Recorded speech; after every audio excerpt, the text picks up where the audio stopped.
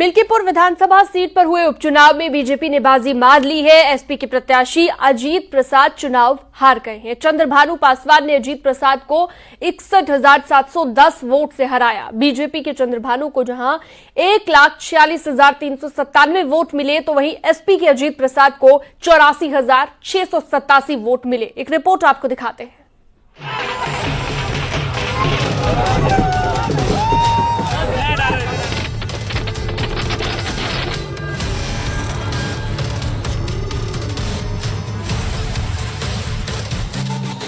मिल्कीपुर की लड़ाई के नतीजों ने साफ कर दिया है कि उत्तर प्रदेश में योगी मैजिक पूरी तरह से बरकरार है। पिछले उपचुनाव में तो बीजेपी ने विपक्ष का सुपड़ा साफ किया ही था। मिल्कीपुर में भी बम्पर जीत के साथ इस फैक्ट को और मजबूत कर दिया।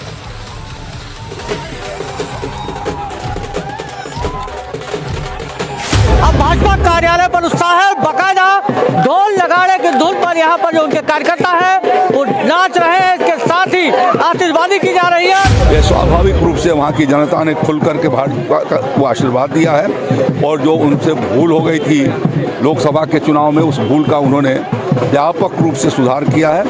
मिल्कीपुर उपचुनाव में बीजेपी के चंद्रभानु पासवान ने समाजवादी पार्टी के अजीत प्रसाद को करारी शिकस्त दी है। समाजवादी पार्टी के तमाम दावों के बावजूद, अवधेश प्रसाद के लंबे अनुभव और मजबूत जड़ों के बावजूद सीएम योगी ने जमीनी कार्यकर्ता को मिल्कीपुर के रण में जिम्मेदारी सौंपी, वो चंद्रभानु पासवान ने बखूबी निभाई और बड़ी जीत हासिल कर विधानसभा में एंट्री की तैयारी कर ली है। अयोध्या जनपद की मिल्कीपुर विधानसभा का उपचुनाव इस समाजवादी पार्टी के परिवारवाद और झूठ की राजनीति को पूर्ण विराम देते हुए डबल इंजन सरकार के सेवा, सुरक्षा और सुशासन के मॉडल को अंगीकार किया है। जनता जनार्दन ने बहुत स्पष्ट किया है कि भले ही अपने राजनीतिक स्वार्थ के लिए समाजवादी पार्टी कितना भी झूठ का सहारा क्यों न ले ले, कितना बड़ा प्रोपेगेंडा क्यों ना कर ले, लेकिन जनता जनार्दन उन्हें सबक सिखाने के लिए पूरी तत्परता के साथ कार्य कर रही है। मोदी जी की जीत, मोदी की गारंटी की जीत, उनका विश्वास, वो जो गांव देहात में काम किए, पूरे जहां जहां 15 राज्यों में हमारी सरकार है जो उन्होंने काम किया, ये उसकी जीत है। जनता को बस वही याद दिलाए और आज उसका रिजल्ट आपके सामने समक्ष है। देवतुल जनता, समस्त पूर्वांचलिया समाज के हम हर हर महादेव, धन्यवाद। माई बाबा काका बच्चा हो, हमारी बात सुन ला, मन ला।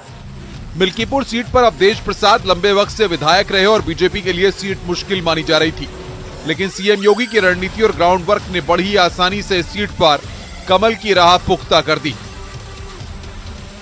मिल्कीपुर में चुनाव एक तरफा दिखा।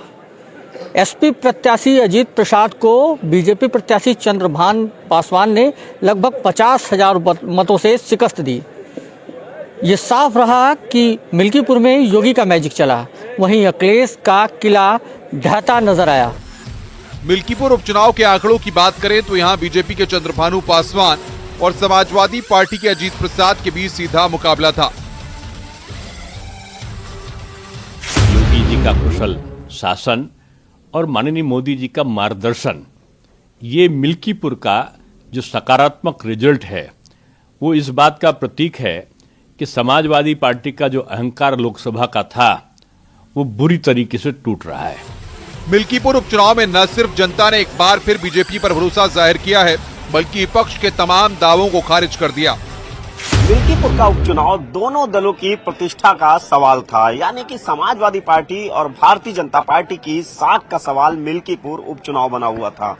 दोनों ही दलों ने पूरी ताकत झोंकी। जहां मुख्यमंत्री योगी आदित्यनाथ ने चुनावी प्रचार अभियान की कमान संभाली और चुनावी व्यूह तैयार किया, वही समाजवादी पार्टी की तरफ से भी पूरी मेहनत मिल्कीपुर उपचुनाव में की गई। तमाम सपा के दिग्गज नेताओं ने चुनावी प्रचार किया, लेकिन जो नतीजे हुए उसमें मुख्यमंत्री योगी आदित्यनाथ का योगी मैजिक काम कर गया। यही नहीं, अब मिल्कीपुर उपचुनाव के जो नतीजे हैं वो विपक्ष के लिए आगे की राह काफी मुश्किल करेंगे। कैमरामैन गोपीगिरी के साथ संकेत मिश्रा, न्यूज़ 18 लखनऊ।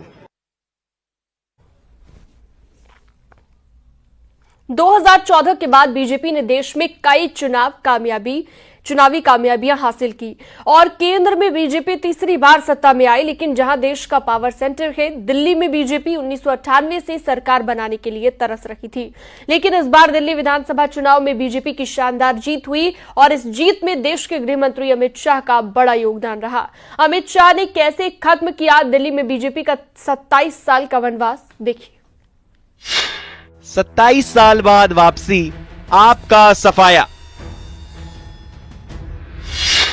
दिल्ली में खत्म हुआ बीजेपी का वनवास। चाणक्य की चाल से दिल्ली फतेह। शाह का मिशन दिल्ली हुआ पूरा।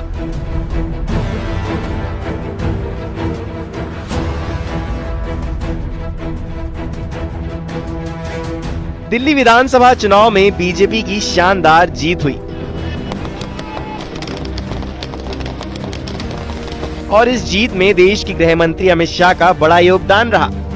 शाह की नीति ने दिल्ली में वो कर दिखाया जिसका इंतजार बीजेपी को पिछले 27 सालों से था। दिल्ली चुनाव को लेकर शाह ने इस बार प्रचार फ्रंट फुट पर किया और दिल्ली में बीजेपी का वनवास खत्म करने में अहम योगदान निभाया। शाह ने दिल्ली में कुल 18 कार्यक्रम किए, जिसमें 12 जनसभाएं और 4 रोड शो शामिल थे। अपने चुनावी अभियान के दौरान अमित शाह ने दिल्ली की जनता से सीधे जुड़ते हुए उनकी समस्याओं को जाना और उनकी हर समस्या के समाधान का आश्वासन दिया। गृह मंत्री अमित शाह ने 11 जनवरी को झुग्गी बस्ती के लोगों से जुड़ने के लिए नई दिल्ली के JLN स्टेडियम में झुग्गी बस्ती सम्मेलन किया। उसके बाद 25 जनवरी को राजौरी गार्डन और त्रिनगर विधानसभा में बीजेपी का संकल्प पत्र का विमोचन किया। अगले दिन 26 जनवरी को नरेला विधानसभा में जनसभा की। फिर 28 जनवरी को कस्तूरबा नगर और बदरपुर विधानसभा में रोड शो किया। साथ ही कालकाजी विधानसभा में जनसभा की। 30 जनवरी को शाह ने रोहिणी, वजीरपुर और नई दिल्ली विधानसभा में जनसभा की। इसके अलावा शालीमार बाग विधानसभा में रोड शो किया। 1 फरवरी को शाह ने मुस्तफाबाद और करावल विधानसभा में जनसभा को संबोधित किया। साथ ही रोहताश नगर विधानसभा में रोड शो किया और चुनाव से ठीक पहले 3 फरवरी को शाह ने 3 जनसभाएं की, जिसमें जंगपुरा, बिजवासन और द्वारका विधानसभा शामिल थे। दिल्ली में अपने चुनाव प्रचार के दौरान गृह मंत्री अमित शाह ने जनता को बीजेपी सरकार को सत्ता में लाने के फायदे बताने के साथ आम आदमी पार्टी पर जमकर हमला बोला। इस बार आपदा से मुक्ति पानी है या नहीं पानी है? ये आप पार्टी को हटाना है या नहीं हटाना है? भाइयों बहनों, 10 साल तक अनेक वादा कर केजरीवाल और इनके चट्टे पट्टों ने दिल्ली को क्या दिया? भ्रष्टाचार दिया, कूड़ा कचरा दिया, जहरीला पानी दिया और तुष्टीकरण का व्यवहार भी दिया।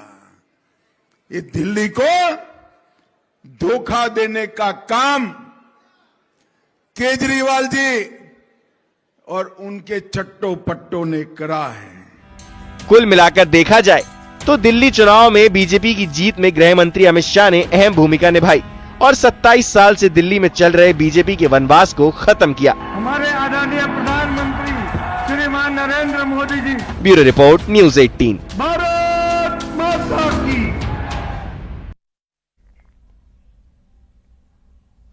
आगे बढ़ते हैं और नई दिल्ली में अरविंद केजरीवाल को हराने वाले परवेश वर्मा की बात करते हैं, जिनसे न्यूज़ 18 के मैनेजिंग एडिटर अमीश देवगन ने खास बातचीत की है। आप देख रहे हैं न्यूज़ 18 इंडिया और मेरे साथ इस समय मैन ऑफ द मूवमेंट परवेश वर्मा है। परवेश जी, चुनाव के बीच में भी हमारी बात हुई।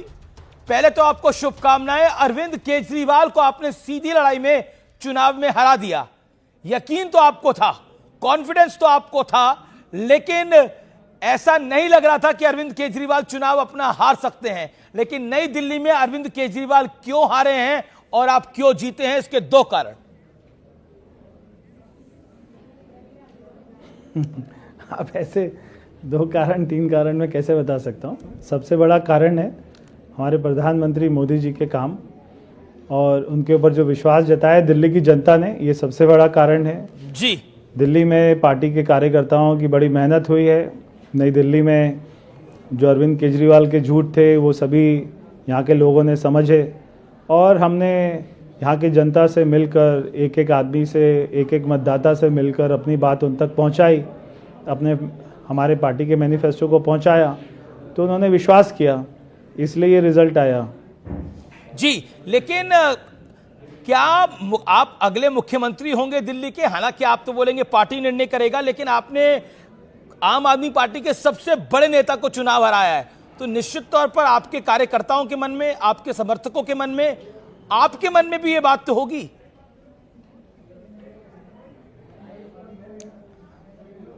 देखिए, जो पार्टी के जितने एमएलए जीते हैं, सभी के कार्यकर्ताओं के मन में ये होता है कि उन्हीं का विधायक सीएम बने। तो कार्यकर्ता के मन में क्या है वो अलग बात है, मगर मैंने कभी कोई ऐसा केस नहीं होता है कि आदमी अपने बारे में यहाँ पे हमारी पार्टी नहीं, में तो मैं आपका सीवी देख रहा हूं, आप 2 बारी के सांसद हैं, 1 बारी के विधायक हैं, आपका सीवी मजबूत है इस लिहाज से। नहीं, बहुत सारे लोग हैं। जब हमारा विधायक दल बैठेगा, वो फैसला करेगा, पार्टी की लीडरशिप मोहर लगाएगी, नाम सबके सामने आएगा, सभी को मंजूर होगा। जी, लेकिन क्या ये एक इमोशनल मूवमेंट भी है आपके लिए, नई दिल्ली की सीट पर जीतना? मेरे लिए है, क्योंकि मेरे पिताजी के बहुत सारे सपने थे जो अधूरे हैं। मैंने यही सोचकर कि बहुत सारे काम करने हैं, तो पार्टी ने इतना मेरा साथ दिया है। यहाँ के कार्यकर्ताओं ने बड़ी जी जान से मेहनत करी है। मेरे लिए चुनौती भी है, मेरे लिए चैलेंज भी है, इतने सारे काम करना और सबकी उम्मीदों पे खरा उतरना। तो मैं कोशिश करूँगा कि 20 घंटा काम करूँ दिन में और ये सारे काम कर पाऊँ। जी, लेकिन आपकी जीत का अगर मैं एक कारण पूछूं तो आपकी राय में वो कारण क्या होगा, और अरविंद केजरीवाल की हार का एक बड़ा कारण आपको क्या दिखाई देता है? आपकी जीत का एक कारण और केजरीवाल की हार का अरविंद केजरीवाल जी के झूठ हमारी जीत का एक कारण है। प्रधानमंत्री नरेंद्र मोदी जी के देश में सारी योजनाएं, उनका विश्वास, जो सारी जनता का विश्वास है उन पर, वो सबसे बड़ा कारण है जीत का। और अरविंद केजरीवाल जी की हार का सबसे बड़ा कारण है उनके झूठ, बार बार रोज सुबह शाम झूठ बोलना, ये उनका हार का सबसे बड़ा कारण है। अब ठीक है, आप अमित शाह से मिले जीतने के बाद, अब गृह मंत्री अमित शाह से मिले, तो मुलाकात हुई तो क्या बात हुई, क्या कहा गृह मंत्री अमित शाह ने आपको? परवेश भाई, देखिए, मैं तो हमारे जो जितने भी पार्टी की लीडरशिप है सभी से मिलकर मैं उनका धन्यवाद करने गया था, और मैंने उनका धन्यवाद किया, और ऐसी कोई चर्चा नहीं हुई। मैंने केवल धन्यवाद किया। मैं ये नहीं पूछ रहा आपकी चर्चा नहीं हुई, लेकिन अरविंद केजरीवाल को हराने के बाद उनका पहला वर्ड क्या था आपको? What is said to you? नहीं, उन्होंने आशीर्वाद दिया। उन्होंने कहा कि अच्छा रहा, आपने बहुत मेहनत करी। मैंने उनको बताया कि कार्यकर्ताओं ने बहुत मेहनत करी है, तो उन्होंने मेरे को बधाई दी, और बस केवल इतना ही। मैं वहाँ पे 2 मिनट के लिए बात हुई। जी, चलिए, आज तो थोड़ा अब आप रिलैक्स होंगे, जीत हो गई है, तो सेलिब्रेट कैसे करेंगे? कार्यकर्ताओं के साथ, फैमिली के साथ, how you will celebrate today? Parvesh Verma. कार्यकर्ताओं के साथ अभी आपके साथ कर रहा हूँ चैनल पे, और अभी आपके दर्शकों के साथ कर रहा हूँ, और अभी अपने कार्यकर्ताओं के साथ करूंगा जिन्होंने मेहनत करी है। तो कौन सी मिठाई पसंद है आपको खानी? आज तो मेरा व्रत है, एकादशी का व्रत है आज। एकादशी का व्रत है आज आपका, तो व्रत का फल मिल गया है आपको, व्रत का फल भी मिल गया है। लेकिन ऑन अ लाइटर नोट, मैं हमेशा एकादशी का व्रत रखता हूँ। जी, बिल्कुल। ऑन अ लाइटर नोट, क्या आपको लगता है कि जो आरोप आप पे लगाए गए, इतने सारे आरोप लगाए गए, आम आदमी पार्टी के एक पूरा विंग आप पर अटैक कर रहा था, बहुत सनसनीखेज आरोप लगाए, ये हो रहा है, वो हो रहा है, उन सबको भी जवाब मिला है? आज आप क्या कहना चाहते हैं उन सब आरोपों पर, उन सब बातों पर? अमीश भाई, छोड़ो कल की बातें, कल की बात पुरानी, नए दौर में लिखेंगे मिलकर नई कहानी। मैं केवल इतना ही कहना चाहता हूँ। जी, छोड़ो कल की बातें।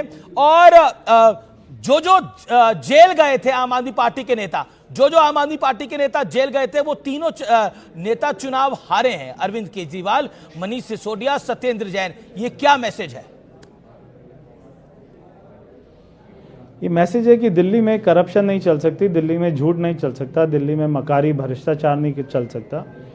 दिल्ली में केवल अच्छी सरकार चलानी है, नीयत से चलानी है, ईमानदारी से चलानी है, तो ही दिल्ली वासी आपको हमेशा आपका साथ देंगे। बार बार झूठ नहीं चल सकता, एक बार दो बार चलता है, बार बार नहीं चलता है। जी ठीक है, धन्यवाद अमीश भाई। जी, दिल्ली में चल रहा बीजेपी का वनवास आखिरकार खत्म हो गया और बीजेपी की शानदार जीत हुई। इस जीत में उत्तर प्रदेश के मुख्यमंत्री योगी आदित्यनाथ का भी बड़ा योगदान रहा। योगी का जादू दिल्ली में खूब चला। सीएम योगी आदित्यनाथ ने दिल्ली चुनाव का मोर्चा संभालते हुए 6 जनसभाओं को संबोधित किया और दिल्ली में रहने वाले पूर्वांचल के वोटर्स को बीजेपी के पक्ष में करने में कामयाब हो गए। देखिए।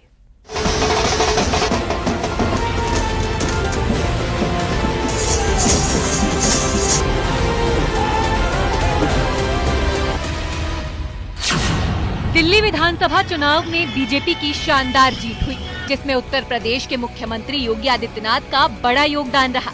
योगी का जादू दिल्ली में चला।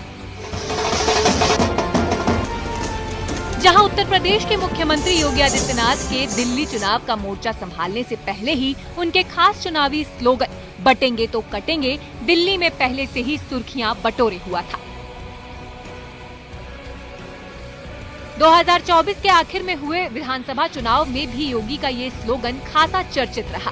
दिलचस्प बात ये है कि हरियाणा और महाराष्ट्र विधानसभा चुनाव में भी बीजेपी की जीत योगी आदित्यनाथ के बटेंगे तो कटेंगे नारे को विशेष रूप से श्रेय मिला था। योगी आदित्यनाथ वैसे तो पूरे देश में अपनी हिंदुत्व की राजनीति वाली लाइन पर बीजेपी के लिए चुनाव प्रचार करते रहे हैं, लेकिन दिल्ली में रहने वाले पूर्वांचल के वोटर के बीच बीजेपी ने उनका इस्तेमाल किया और उसका पूरा फायदा मिला। दिल्ली में योगी आदित्यनाथ ने चुनावी रैलियां और सार्वजनिक सभाएं की। सीएम योगी ने किराड़ी, जनकपुरी, मंगोलपुरी, विकासपुरी और राजेंद्र नगर, शिव विहार, इंदिरापुरी और उत्तम नगर में जनसभा की और यहां योगी का जादू चला। बीजेपी प्रत्याशियों की जीत हुई। सीएम योगी अपनी जनसभाओं में कहते रहे हैं कि डबल इंजन की सरकार से विकास कार्य होता है। नए भारत में सभी योजनाओं का लाभ बिना किसी भेदभाव के सभी को मिल रहा है। दूसरी ओर दिल्ली के अंदर यहाँ राज्य सरकार 11 वर्षों से है और वह अराजकता का पर्याय बनकर रह गई है। देश में ये पहला राज्य सरकार और पार्टी है जिसके ऊपर भ्रष्टाचार का मुकदमा दर्ज है।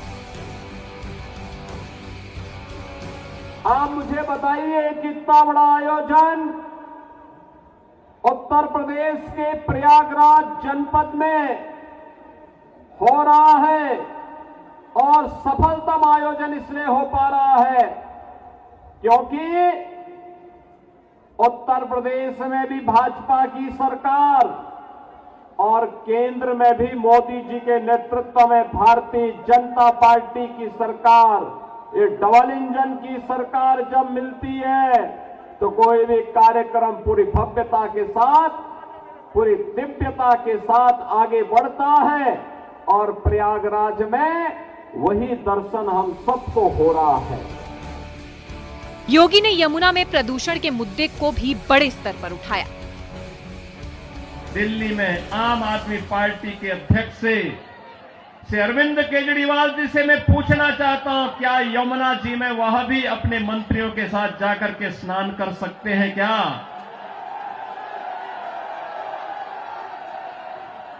अगर उनमें नैतिक साहस है तो उनको इसका जवाब देना चाहिए। यमुना मैया को एक गंदे नाले के रूप में बदलने का अपराध क्या उन्होंने किया है कि नहीं किया है? और अगर वह व्यक्ति इस बात का अपराधी है तो फिर मुझे नहीं लगता है कि जनता जनार्दन की इस अदालत में उन्हें कोई माफी दी जानी चाहिए। योगी अपने भाषणों में कहते रहे हैं कि केंद्र की तरह दिल्ली में भी बीजेपी की सरकार बनेगी तो पीने का साफ पानी के साथ स्वास्थ्य और युवाओं को अच्छी शिक्षा के साथ उन्हें रोजगार भी देगी। कुल मिलाकर देखा जाए तो दिल्ली चुनाव में बीजेपी की जीत में सीएम योगी का यूपी में आने वाले मतदाताओं पर जादू चला और 27 साल से दिल्ली में चल रहा वनवास खत्म हुआ। Bureau report. न्यूज 18।